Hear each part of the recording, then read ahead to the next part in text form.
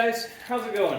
It's a cold, rainy day here in Virginia. We're just hanging out in the garage, so I figured might as well take some time and make a Jeep YouTube video. The topic that I want to cover today is trim levels. So the question that I get asked the most often is, "Hey dude, how did you end up picking a Mojave? Why didn't you go with a Rubicon? Why didn't you go with the Sport S?" And hopefully this video will help you make that decision yourself. There are a ton of options to go through.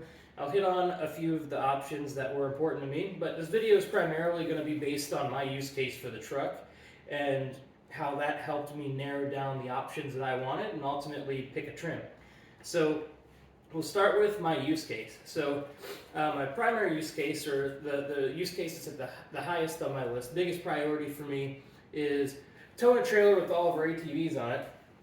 Out to ATV parks and stuff with all my buddies. So the truck needs to be able to tow a trailer that's roughly 4,500, 5,000 pounds. It's probably a little bit exaggerated, but it needs to be able to tow a trailer that's almost 5,000 pounds with 4 dudes, all of our equipment, gear, food, gas, coolers, all that stuff between 2 to 8 hours away to get to ATV parks and things like that. So that is use case number one. Second use case is trail riding, which is how I ended up going with a Jeep in the first place, because I needed something with off-road capability. So we do moderate to semi-hard level trails. Some easy trails too. Some people need to do badge of honor and stuff like that. We have a badge of honor trail close by. We can go around super easy, basically just fire through the woods. So trail riding on the weekends, huge priority for me. The vehicle needed to be capable, needed to have good approach, departure, breakover angles, and be able to do that. And needed all the gear that goes along with that, lockers, things like that. So that was another priority.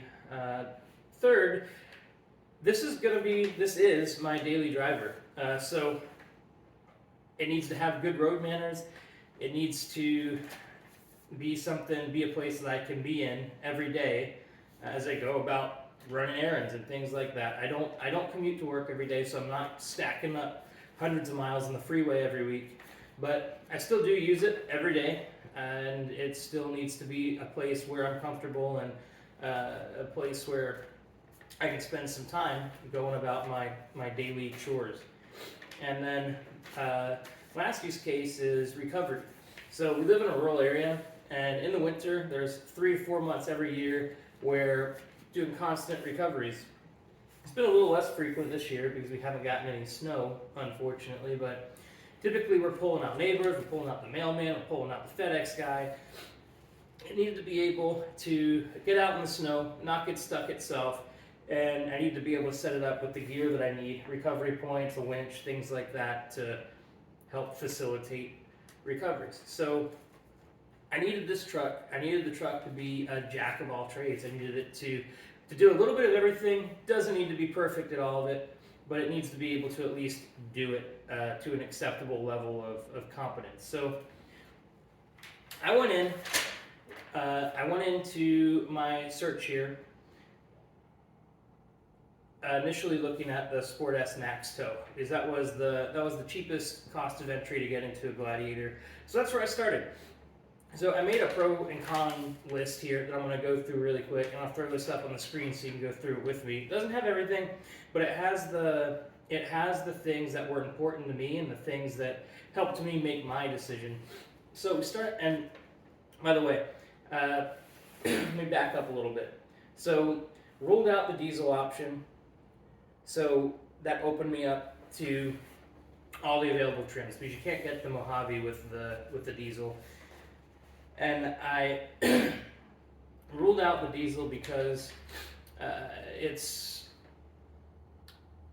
not, in my, this is an opinion of mine, and everybody's entitled to their own opinion, but the 3.6 with the 850 RE transmission, which is basically a ZF 8 HP clone, is a super reliable, super awesome powertrain, and the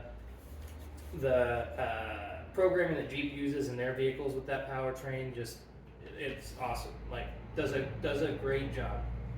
The The diesel, it has reduced towing capacity across all the trims. It has a less towing capacity than a similar equipped Gladiator with the 3.6, mainly due to weight and suspension components and those things. But still, on paper, it has a reduced towing capacity, and towing is one of my use cases. So that's not good for me. But I was just worried about reliability in the long term with the diesel. It's a turboed motor, so high pressure, more opportunity for things to break. I've seen that it has some issues with cooling. It has some intercooler issues, and I just didn't want to mess with that. I didn't want to mess with the exhaust stuff. Didn't want to mess with DEF, especially out on the trails, because everybody knows if you're out on DEF, the computer throws the Jeep into limp mode. So I just didn't want to have any of those headaches. So I wanted to keep it simple, keep it a motor that I could work on myself, and went with the ruled out the diesel, and we'll stick to the 3.6. So all the trims I'm going to talk about, this is going into them optioned with the 3.6 and the 8-speed automatic. So we'll start with the three most common trims: the Rubicon, the Mojave, and the Sport S Max Tow. So these trims are the ones that most people gravitate to when they go to look at these trucks. There's a bunch of other trims, the Overland and High Altitude and all of those. They're specialty or limited. I forgot what Jeep calls them. They're not limited edition, but something to that extent. So the Willys, the Freedom, some specialty ones like the Texas Trail that you can only get through dealerships in Texas. But we're going to focus on the Sport S Max Tow, the Rubicon, and the Mojave. All right, so back to where we were. Sport S Max Tow, where I started my search. It's the cheapest cost of entry, and when you get the Sport S with the Max Tow package, and I want to say this here, just to make it clear for everybody who doesn't understand, the Max Tow package is only available on the Sport and the Sport S. None of the other trims can come equipped with the Sport S Max Tow package. However, the other trims do get the hardware that make the Sport S Max Tow a Max Tow. So what I mean by that is this.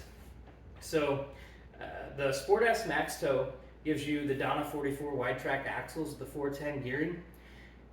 That's the biggest difference in the Max Tow versus Rubicon or Mojave or something else with just the regular tow package. So the Rubicon and the Mojave both get those axles and 410 gears. However, due to other components of those trims, whether it be additional weight or softer springs or different shocks and what have you, their towing capacity is still lower than the Sport S Max Tow, even though the hardware, axle-wise, powertrain-wise, is the same. All right, so Sport S Max Tow is the cheapest, has the highest towing capacity at 7,650 pounds. Another pro is that it's a total blank canvas. So if you know that you're going to go into your Jeep and you're going to spend a ton of money on shocks, suspension, lift, tires, it doesn't come with the expensive suspension that you'd have to throw away if you got a Mojave or a Rubicon. It's a blank canvas to do what you want with. So it's a great place to start if you know that you're going to be doing heavy modifications. If you're not going to be doing heavy modifications, you're going to be stuck with, you know, the base truck, the base stuff. The cons with the Sport S Max Tow has the smallest tires of the group. So the Rubicon and the Mojave both get 33-inch tires. I don't know the exact size of the tires that come on the Sport, but they're smaller than 33. I'll throw the size up on the screen just so you have it. There are no electronic axle lockers on the Max Tow, and there's none available for it. You can't get the Sport S with lockers.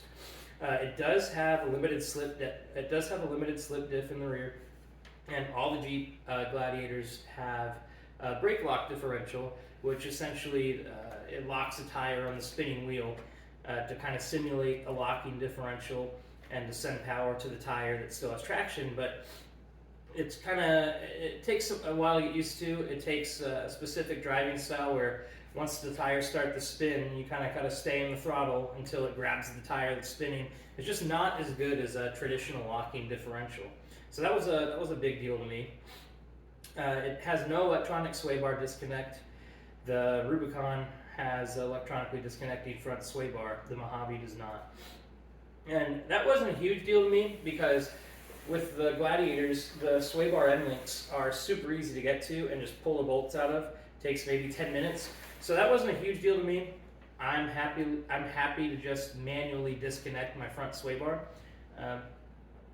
We talked about basic suspension, and the last con on my list is it's going to take a larger investment in upgrades depending on what you want to do with the truck to get it to the level of capability that you need it to be at. So those things kind of ruled out the Sport S Max Tow for me, because I knew going into this that I was not going to throw a bunch of money at suspension upgrades, and what I would be doing is keeping a lot of the factory driveline components. So I went with an AEV 2-inch spacer lift on this. I plan on running narrow 35s. So I'm keeping the factory wheels, I'm keeping the factory axles, keeping the factory suspension, especially since it's a Mojave and it has the Fox 2.5 shocks. Definitely not going to get rid of those. It is awesome. So that ruled out the Sport S Max Tow. So then it was down between the Rubicon and the Mojave for me. So the Rubicon does have the front locker, it has a rear locker as well. It has the best crawl ratio out of the group. It actually has the best crawl ratio out of any Gladiator, and that's because it gets a different transfer case. It gets the Rock Track transfer case, and it has a lower low range ratio, which is really good for if you do have larger tires on it and stuff, pulling them through like deep mud, steep inclines, or if you are in 4-low trying to pull a boat out of a boat ramp. You'll definitely notice a difference with a lower range transfer case and a better crawl ratio than you would with the others. So that's good. I don't remember what it is off the top of my head. I'll throw the ratio up on the screen just so you can see it, but it's the only Gladiator that comes with that transfer case. It's the only one with that crawl ratio. So that was a big plus to me on the Rubicon.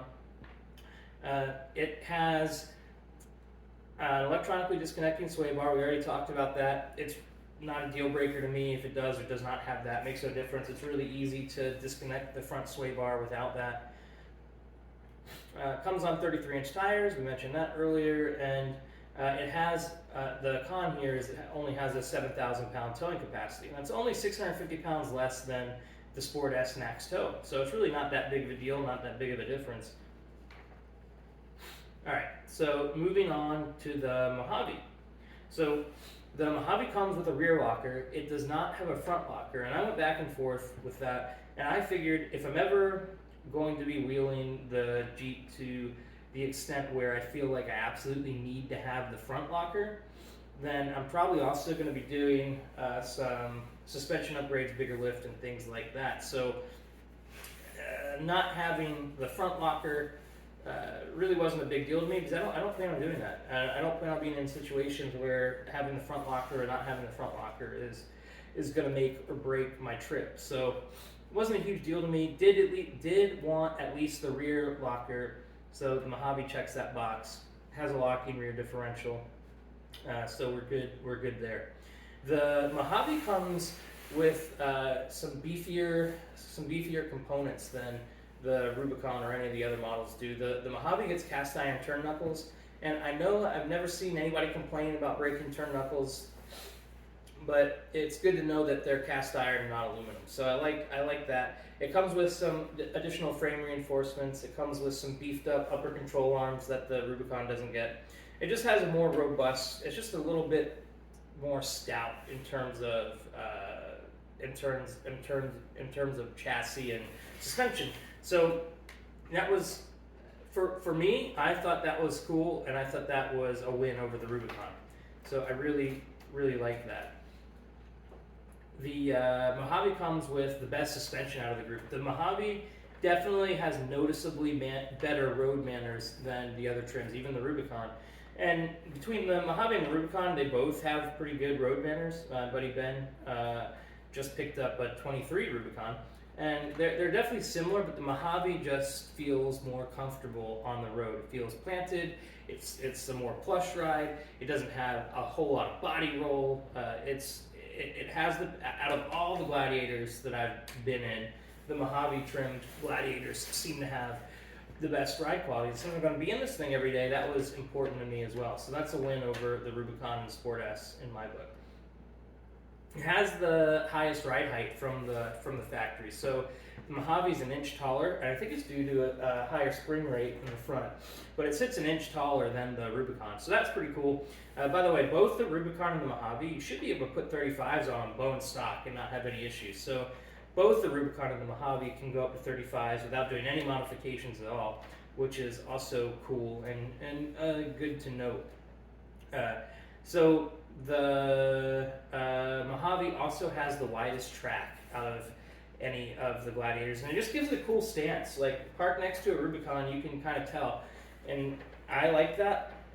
It has the widest track because it has a more offset wheel than the Rubicons or any of the other Gladiators do to clear the Fox shocks. So I thought that was pretty cool and a win over the Rubicon. The cons for the Mojave. So it doesn't have the front locker. We talked about that. Not a huge deal to me. No electronic disconnecting sway bar. Not a big deal to me. It has a 6,000 pound towing capacity, and that's 1,000 pounds less than the Rubicon and 1,650 pounds less than the Sport S Max tow. So that was a little bit worrisome at first. That's a big deal to me. But after doing the math, figuring out what my trailer weighed and what the weight of all of our equipment and gear, realized I'm going to be nowhere near the 6,000 pound capacity of the Mojave. I was okay with the 6,000 pound tow capacity. It tows 2 full-size four-wheelers, all of our gear, gas, food, all of the equipment that goes with it, tools, jacks, ramps, all that stuff just fine. And once I added that together with my all the gear that I have, the Diamondback bed cover, all the gear that I keep in my bed, tools, air compressors, and then 4 people, we were still under the 6,000 pounds, so I felt safe with that. So if you do have a higher towing requirement, if you know you're going to be putting some weight behind it, one, they're not tow rigs, like, they're Jeeps. Like, this is never going to tow as good as a full-size pickup. I came into this from an F-150, and yeah, it does no problem towing the ATVs, but my F-150 pulled it like it wasn't even there. Whereas this, you definitely know it's back there. But a good weight distribution hitch and good trailer brake controller, you can mitigate that and make it as safe as possible and as effective as possible at towing. So anyway, 6,000 pound towing capacity, not a big deal. And then it has the same transfer case as the rest of the Gladiators outside of the Rubicon. It has a higher crawl ratio than the Rubicon, but it still has a decent crawl ratio in 4-low. I'm not going to be running huge, massive tires. I don't think I'm going to be doing a Hemi swap from America's Most Wanted where they make you run a Rubicon transfer case. It just wasn't that big of a deal to me. One benefit of having the higher ratio is this thing will do 50 miles an hour in 4-low, no problem. And that's just cool. Like that suits my use case, the way I trail ride, and what this Jeep is going to do best. So the Mojave was ultimately the winner. Now, I want to talk about an option that a lot of people buying a Jeep overlook. They're like, a lot of people that I talk to about my Jeep are asking me questions because they're considering buying a Jeep themselves, and one of the most frequent questions outside of trim is, how is it in the snow? It's a Jeep, should be awesome in the snow. And there's 2 answers to that question. So there's a difference between driving how it does in the snow on road versus how it's going to do in deep powder off-road. So if you are in a traditional 4-wheel drive system, if you are driving on snowy asphalt, So let's say it just started to snow, the road's starting to get a little white, but there's still a decent amount of grip. It's just getting a little bit slippery. You put it in 4 high, there's a good chance you're going to feel some driveline binding, because what's happening in the transfer case is it's locking your front and rear output shafts, your front and rear axles together, so that they have to turn at the same speed. So when you turn, your front wheels need to move at a different speed than the rear. And in a vehicle with a long wheelbase like the Gladiator, that disparity between the speed of the front wheels and the speed of the rear wheels when you're turning is exaggerated. So what you'll feel is driveline binding, and it's just not good for the transfer case. It's not good. It's not good for anything in the driveline to have that binding as you're trying to make turns. So even if you're on like mildly snow-covered asphalt, if you don't need the 4-wheel drive, you should leave it in 2-wheel drive. And that's confusing for some people, and understandably so, but that's how it works. And this on-road is not going to have the same capability in snow as, let's say, my wife's Grand Cherokee, which has true full-time 4-wheel drive, because that's engaged all the time. So she's going to have superior traction in that on-road in snow than I am. Off-road in fresh powder, that's a totally different story. Like, you can leave it in 4 high, there's no issue with driveline binding because you're in, deep fresh powder, you're on a trail, so the surface is going to be dirt under the snow, so there's no issue there. It'll do great. It's a great vehicle off-road in the snow. But so Jeep has an option. They've offered a full-time or 4-wheel drive, I think they call it 4-wheel drive auto, which you can leave engaged on the road. And that was an option that I had to have. Like, I really wanted that option because I didn't want to have to worry about changing between 2-wheel drive and 4-wheel drive as road conditions change when it's snowing outside. Since we do live in a rural area, we're on asphalt, snowy asphalt a lot in the winter. I didn't want to have to worry about going back and forth between 2-wheel drive and 4-wheel drive as I'm driving down the road to prevent that driveline binding. And Jeep calls this option Select Track. So if you live in a rural environment, you know you're going to be driving on the road in the snow a lot, highly recommend you get the Select Track option. It's just another spot on the selector there. I'll show you guys a picture of mine, but having Select Track definitely will help you out in the winter, and it's super good to have. So I just wanted to point that out, and we'll close the video with that. I think that I made the right decision for me. What works for you could be totally different. Maybe the Sport S Max Tow is the way to go. Maybe you're never going to go off-road. Maybe you just need something to pull a little camper and you need as much towing capacity as possible. And it doesn't matter that it's on small tires. You're never going to take it off-road anyway. That's the way to go. If you think you're going to do some rock crawling, or you want the diesel option, maybe you go with the Rubicon because you can't get the diesel in the Mojave. So everybody's going to have different use cases. Everybody's going to have different reasons to get different trims. That's why I picked the Mojave. It fit my use cases better, and so far it has almost 7,000 miles on it now. I got this in May. It's been a great truck. It's fulfilled its uses great, and no regrets there. So next video I'm going to make is probably going to be about the buying process. I don't know if I'll do one of those or not. If you guys want one, I'll make one. But I was planning on making a video where I go through how I ordered my Jeep, how long it took, the paperwork I had to go through, the deposit, all that stuff, what my build sheet looks like, how I ended up with this. And then after that, I was going to make a video just kind of going over all the modifications that I've done to this so far, all the gear that I keep in it.